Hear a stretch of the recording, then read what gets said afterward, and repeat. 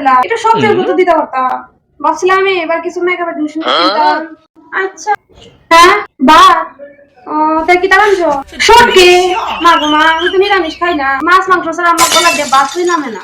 ওই লোকের বাড়ি থেকে ডাকছে মাছ রান্না, তখন আমি গেছি না, তুমি কইতাছো শুটকি।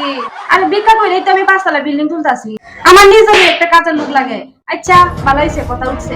একটা কাজের মাইয়া যদি পাও, গরিব ঘরের মাইয়া, মানে একটু কাজ টাজ পারে আর কি, এমন মাইয়া যদি থাকে তাহলে আমি একটু যোগাযোগ কইরছে।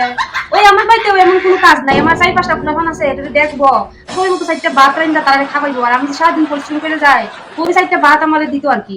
আর সারাদিন টিভি দেখবো, গটর গুছাইবো, চার্জ ওটা দি বাংলা এসবই দেখবো, আর কোনো কাজ নেই, আর আমিও থাকবো। হ্যালো ও পার্সেল কত টাকা? আর 3000 টাকা? ও খারাপ খারাপ, আমি আইতাছি দিদি, আমি আইডিয়া আমার একটা পার্সেল আছে বুঝছো, একটা ওই 3000 টাকা একটা শাড়ি অর্ডার করছিলাম আর আরেকদিন আমি হ্যাঁ